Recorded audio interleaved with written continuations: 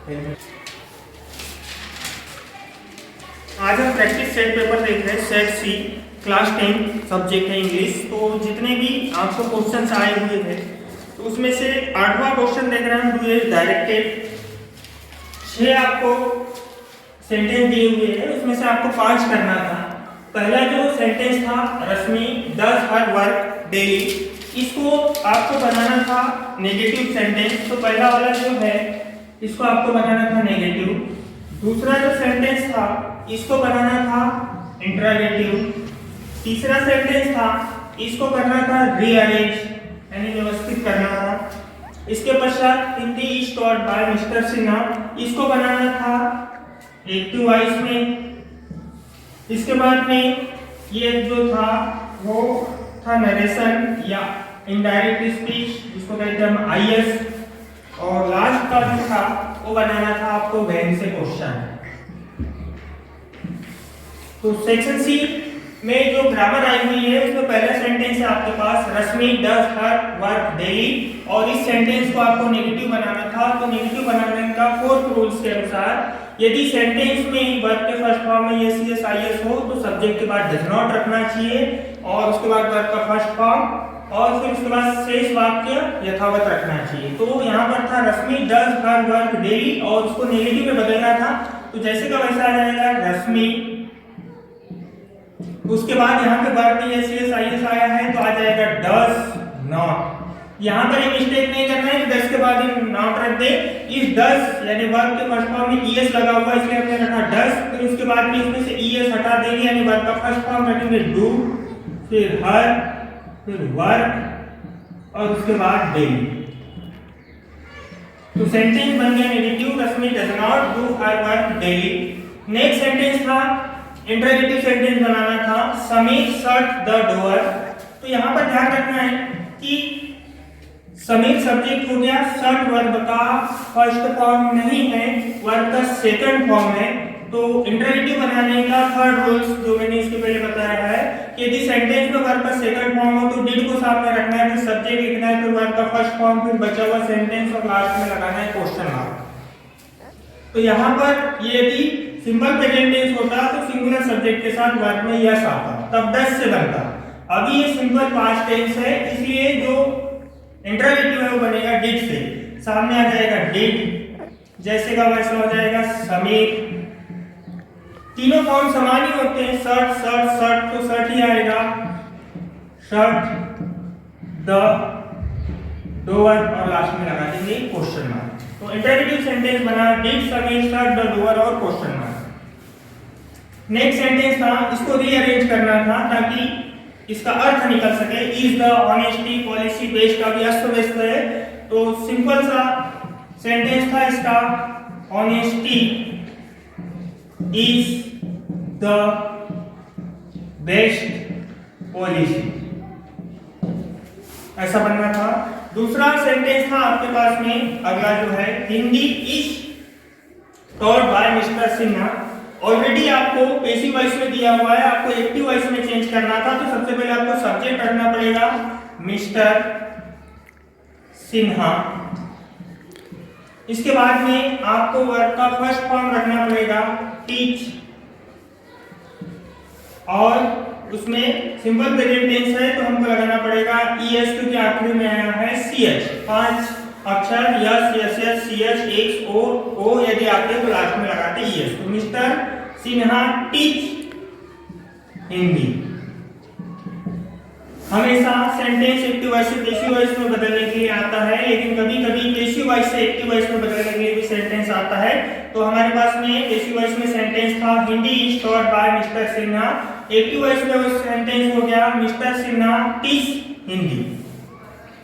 Next sentence था, Sania said I am making tea. ये direct speech में है, इसको हमको इनडायरेक्ट स्पीच में चेंज करना है।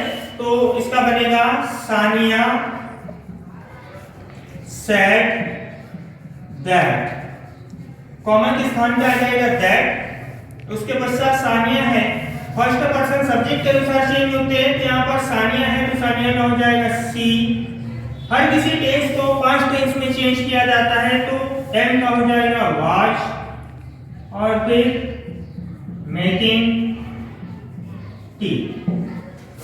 डायरेक्ट स्पीच में था Sania said I making T.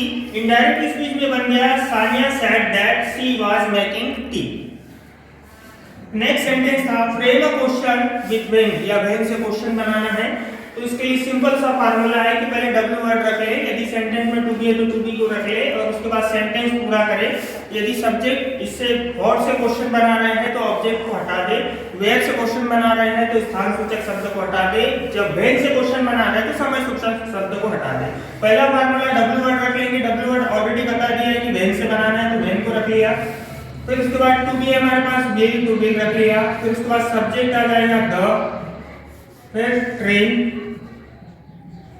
उसके बाद व्हेन विल द ट्रेन, जैसे तो वैसे लिख लो अराइव,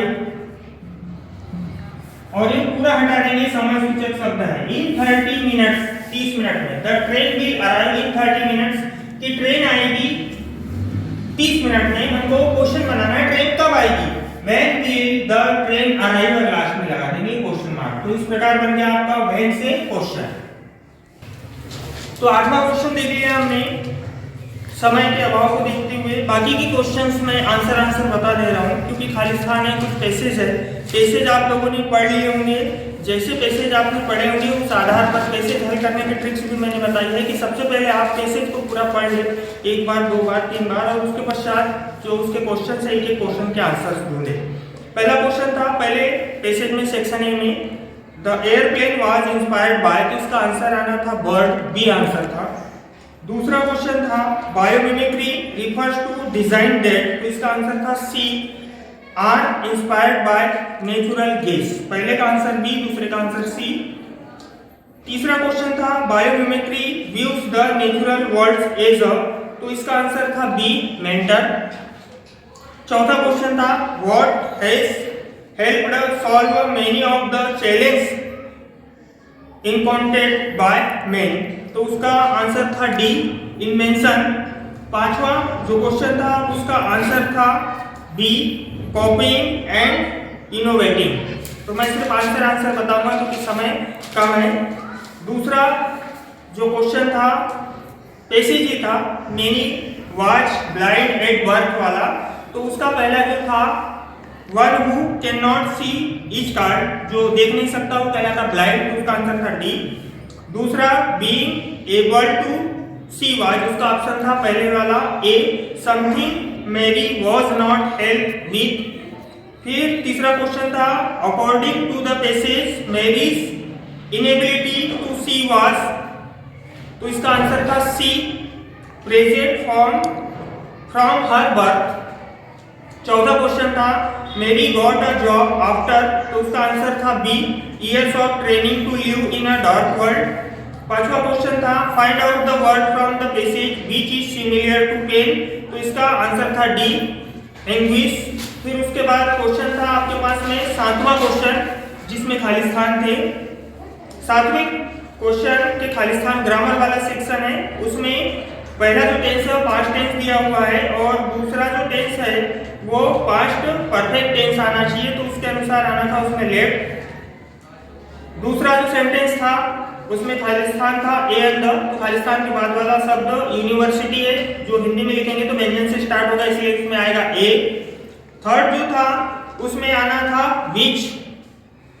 फोर्थ जो था उसमें आना था ऑन, बिकॉज हियर सैटरडे, यहाँ पर जो सैटरडे दिया हुआ है इसलिए।